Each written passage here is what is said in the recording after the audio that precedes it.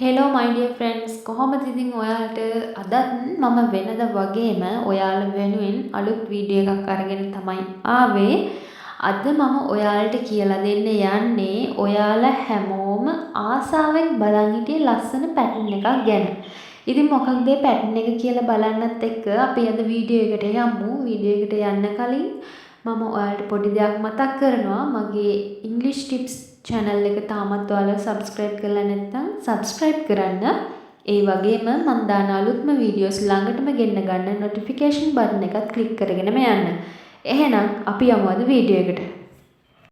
මම අද ඔයාලට කියලා දෙන්න යන්නේ සාමාන්‍යයෙන් අපි කෙනෙක්ට කියලා තව මොකක් හරි වැඩක් කරගන්නකොට ඒ කියන්නේ අපිට මොකක් හරි වැඩක් තව කෙනෙක්ට කියලා කරගන්න ඕනි වුණාම අපි යාට පොඩ්ඩක් යාප්පෙන් කියන්න එපා ඒ දේ කරලා දෙන්න කියලා. එහෙම නැත්තම් එයා ඒ දේ කරලා දෙන්නේ නැති වෙලාවල් තියෙනවනේ.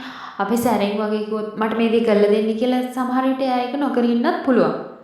ඉතින් අපි කෙනෙක්ට කියලා මොකක් හරි දෙයක් කරගන්නකොට මොකක් හරි වැඩක් කරගන්නකොට එක්කෝ ඈතින් තියෙන බඩුවක් ළඟට ගෙනත් දෙන්න කියලා කියනවා නැත්තම් මට මේක කරලා දෙන්න කියනවා. අම්මා සමහර වෙලාවට ඔයාලට කියනවානේ පුතේ මට පොල් ටිකක් ගාලා දෙන්න, පුතේ මට මේ වැඩේ කරලා දෙන්න. එහෙම කියලා කියනවානේ.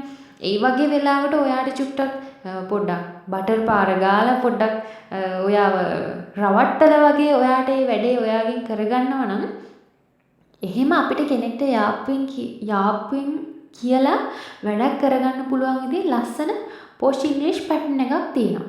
අන්න ඒ pattern එක ගැන තමයි මම අද ඔයාලට මේ වීඩියෝ එකෙන් කියලා දෙන්නේ. එතකොට දැන් අපි කෙනෙක්ට කියලා මොන හරි දෙයක් කරගන්නකොට අපි සමහර වෙලාවට කියනවානේ අනේ හොඳ ළමයා වගේ මට මේක කරලා දෙන්නකෝ.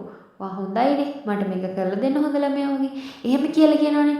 අන්න ඒකට අපිට පාවිච්චි කරන්න පුළුවන් ලස්සන posh English pattern එකක් තමයි would you be a darling කියන එක. would you be a darling? මම මෙහෙම කිව්වට ඔයාලට තේරෙන්නේ නැතුව ඇති. මම මේක නිකන් පැටර්න් එක විතරයි කිව්වේ. මේක අපි සෙන්ටෙන්ස් වලට දාලා බලමු. එතකොට ඔයාලට මීටත් වඩා හොඳට තේරෙයි.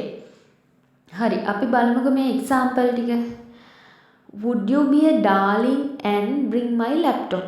Would you be a darling and bring my laptop? අනේ හොඳ ළමයා වගේ මගේ ලැප් එක ගේනවද? අපි සමහර වෙලාවට කියනවනේ මගේ ලැප් එක ගේන්න කියලා කියනවට වඩා අපි ඒක තව කෙනෙක්ට කියනවා ඒ කියන්නේ ඒ කෙනාට ඒ දේ කරන්න හිතෙන විදිහට අපි පොඩ්ඩක් ඒක හොඳින් බටර් පොඩ්ඩක් ගාලා පොඩ්ඩක් ෂේප් එකේ කියන්න අන්න ඒ පැටර්න් එක අපිට පාවිච්චි කරන්න පුළුවන්. කොහොමද කියන්නේ would you be a darling and bring my laptop? Next example is would you be a darling and sing a song? Would you be a darling and sing a song? අනේ හොඳ ළමයා වගේ සින්දුවක් කියනවද? Would you be a darling and sing a song? ඒක අපිට සමහර වෙලාවට පොඩි දරුවෙක් වෙනුවෙන් කියන්න පුළුවන්.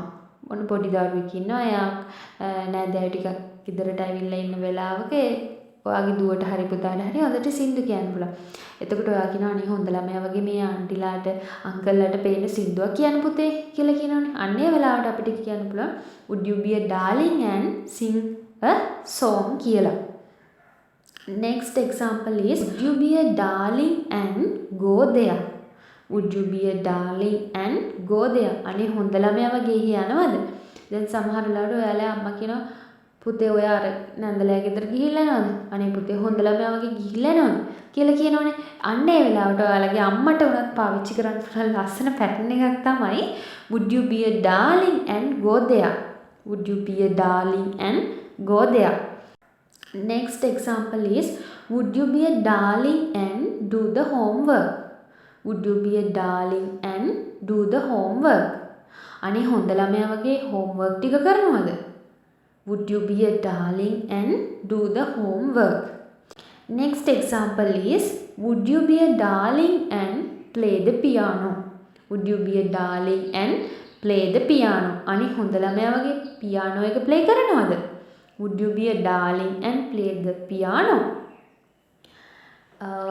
ඔයාලට මේ පැටර්න් එක මේ විදිහට ගොඩාක් දේවල් වලට යූස් කරන්න පුළුවන්. ඒ කියන්නේ ඔයාලගේ daily conversation වලදී ඔයාලට මේ පැටර්න් එක දාලා ඕනිම දෙයක් ඔයාලට කියන්න පුළුවන්.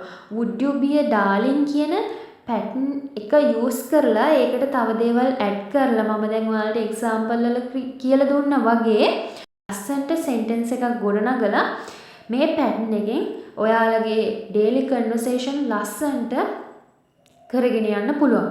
ඉතින් මම හිතනවා ඔයාලට මේ පැටර්න් එක ගොඩාක් වැදගත් වෙයි කියලා. ඔයාලගේ දිනදා ජීවිතේදී ඔයාලා කතා කරන ඉංග්‍රීසි කන්වර්සේෂන් වලට මේ පැටර්න් එක යොදා ගන්න ගොඩාක් වැදගත් වෙයි කියලා මම හිතනවා. මම හිතනවා මේ වීඩියෝ එක බලලා ඔයාලා මොනවාම හරි දෙයක් ඉගෙන ගන්න ඇති කියලා. ඉතින් අදට මම ඔයාලා වෙනුවෙන් ගෙන ආපු පැටර්න් එක ඉවරයි. මේ වගේම තවත් ලස්සන පැටර්න් එකක් එක්ක නැවතත් අලුත් වීඩියෝ එකකින් මුණ ගැහුම. එතකන් ගිහින් එන්නම් ඔයාලට සුබ දවසක්. Thanks for watching.